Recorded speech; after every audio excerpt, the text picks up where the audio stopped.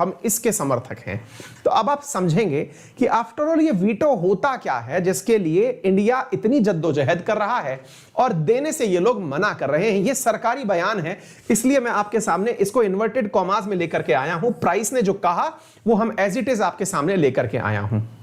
असल में इनसे यह पूछा गया था कि क्या बाइडेन प्रशासन सोचता है कि भारत को permanent membership UN security council में मिलनी चाहिए।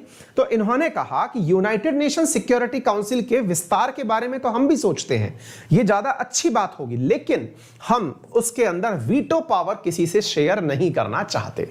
आइए तो अब शुरू करते हैं आज के सेशन की मूल भावना कि क्या है परमानेंट मेंबरशिप और क्यों वीटो पावर को लेकर इतनी जद्दोजहद हो रही है। साथियों, जब सेकेंड वर्ल्ड वॉर हुआ था तो सेकेंड वर्ल्ड वॉर के दौरान आपको मालूम होगा 1939 से लेकर 44 के बीच सेकेंड वर्ल्ड वॉर चला। देखिए, जब फर्स्ट वर्ल्ड वॉर हुआ था ना तो सेकेंड वर्ल्ड वॉर और फर्स्ट वर्ल्ड वॉर के बीच में मात्र 20 ईयर लगे थे। 20 साल में दुनिया के सारे बड़े बड़े देश फिर से भिड़ गए थे। इसलिए दुनिया के देशों ने बैठ करके यह निर्णय लिया कि क्यों ना ऐसा किया जाए कि जितने भी दुनिया के लिए संकट पैदा कर सकती है, तो यूनाइटेड नेशन चाहता है कि उस देश को धमकाया जाए। मान लीजिए कि उदाहरण के रूप में नॉर्थ कोरिया हमने उदाहरण ले लिया कि नॉर्थ कोरिया दुनिया के लिए एक अशांति का कारण बन गया कि वो किसी के ऊपर भी बम गिरा सकता है। अब दुनिया के ताकतवर देश आपस में बैठकर विचार कर रहे हैं कि भाई अगर हम नॉर्थ कोरिया को पनिशमेंट सब मिलकर के दें तो विश्व युद्ध हो ही नहीं सकता।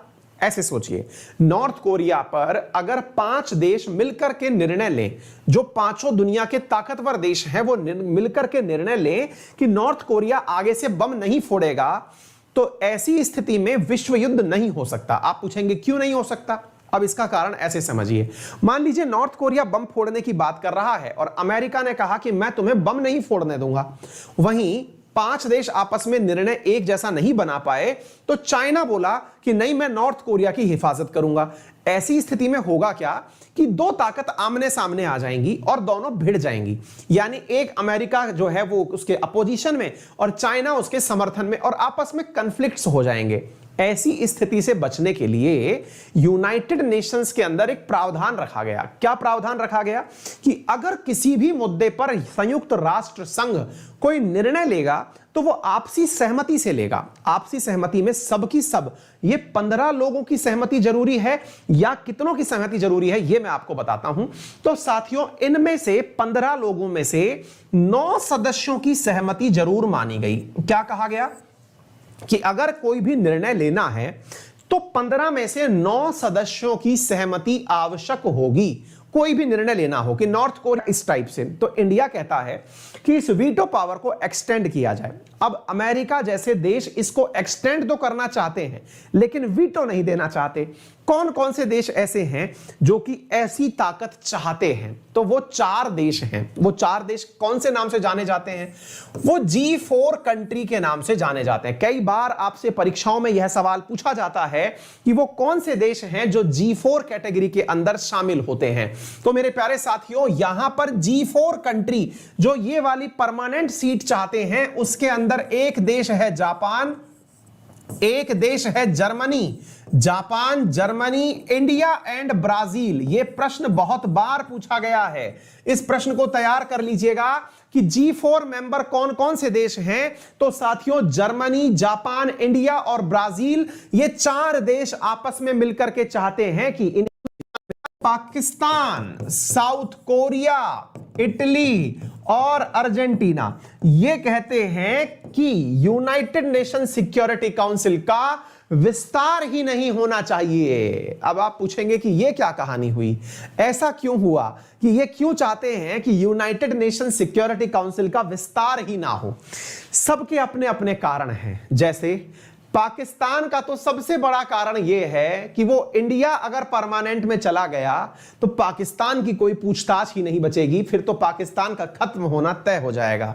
तो पाकिस्तान इसलिए बैठ गया यूनाइटेड फॉर कंसेंसस।